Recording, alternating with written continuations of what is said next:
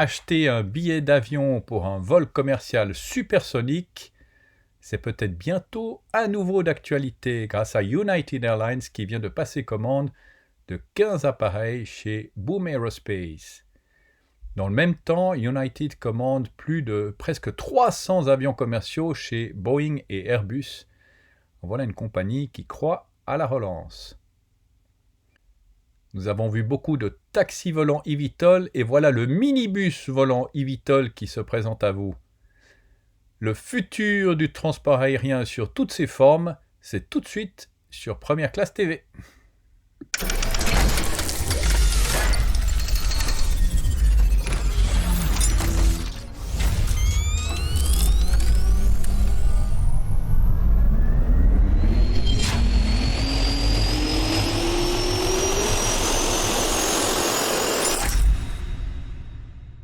Bonjour et bienvenue sur Première Classe TV, votre chaîne d'information sur les voyages d'affaires du futur. United Airlines, une des plus grandes compagnies aériennes du monde, fait la une de l'actualité ces derniers temps. Tout d'abord, en étant la première compagnie à commander des avions supersoniques pour des vols commerciaux, et ensuite pour avoir passé une méga commande chez Boeing et chez Airbus. Regardez. La compagnie United Airlines a commandé auprès de la start-up Boom Aeronautics 15 avions supersoniques volant avec du carburant durable, relançant la perspective de voyages ultra rapides disparus avec l'arrêt des vols du Concorde en 2003. Si l'appareil baptisé Overture répond à toutes les normes, il pourrait transporter des passagers d'ici 2029 à Mach 1,7, soit 2 fois la vitesse du son. Cela pourrait permettre à United Airlines d'effectuer certains trajets en 2 fois moins de temps que la concurrence. Un vol entre Newark, près de New York, et Londres prendrait ainsi 3h30, Newark et Francfort seraient reliés en 4 heures. Cette annonce marque un tournant. La dernière fois que United a commandé un avion supersonique, les humains n'avaient pas encore marché sur la Lune. En envisageant de nouveau de se déplacer à très grande vitesse, United va à contre-courant de la tendance des compagnies aériennes depuis 50 ans, voler moins cher et pas plus vite. S'il finit par décoller, Overture serait le premier avion supersonique à transporter des passagers depuis le dernier vol du Concorde en 2003. Cet appareil mythique avait peiné à trouver son public en raison de ses coûts très élevés. En service de 1976 à 2003 chez British Airways et Air France, il était en effet très gourmand en carburant et n'a jamais été rentable pour les compagnies britanniques et françaises. Selon l'accord dévoilé il y a moins d'un mois, United achètera 15 appareils dès qu'il répondra à toutes les normes en termes de sécurité, d'opération et de respect de l'environnement. United a aussi pris une option sur 35 appareils supplémentaires. Boom Aeronautics affirme qu'Overture devrait sortir des chaînes d'assemblage en 2025, voler une première fois en 2026 et commencer à transporter des passagers d'ici 2029. Il devrait être alimenté à 100% par du carburant d'aviation durable, Sustainable Aviation Fuel. Japan Airlines a aussi pris une option sur 20 appareils de Boom Aeronautics en 2017. Pour développer ce type d'avion, il faut investir 10 à 15 milliards de dollars.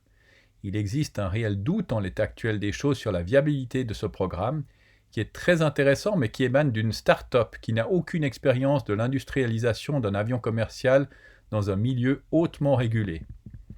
Boom Aeronautics a pour l'instant levé 270 millions de dollars auprès de divers investisseurs et passé un partenariat avec le fabricant de moteurs d'avion Rolls-Royce. United Airlines a aussi passé commande pour 270 appareils neufs auprès des avionneurs européens et américains Boeing et Airbus. Cet achat marque la volonté d'une reprise du transport aérien. La plus grosse part revient à l'avionneur américain avec 200 appareils, soit 150 737 MAX 10 et 50 737 MAX 8. Cet achat porte le carnet de commande de United pour la famille monocouloir à faible consommation de carburant à 380 avions, dont 30 ont déjà été livrés. La famille 737 MAX consomme moins de 15% de carburant par rapport aux avions qu'elle remplace. Le 737 MAX 8 peut accueillir jusqu'à 190 passagers et peut parcourir 5500 km, ce qui permet aux compagnies aériennes d'offrir de nouvelles routes plus directes aux passagers. Le plus grand modèle de la famille, le 737 MAX 10, peut accueillir jusqu'à 230 passagers dans une configuration à classe unique et peut parcourir jusqu'à 4500 km. En parallèle, United a passé commande de 70 Airbus A321neo. La nouvelle commande complète les commandes existantes de United pour 50 A321 XLR, portant l'engagement total de United à 120 A321. Un nombre important des avions nouvellement commandés seront produits dans l'usine de Mobile en Alabama.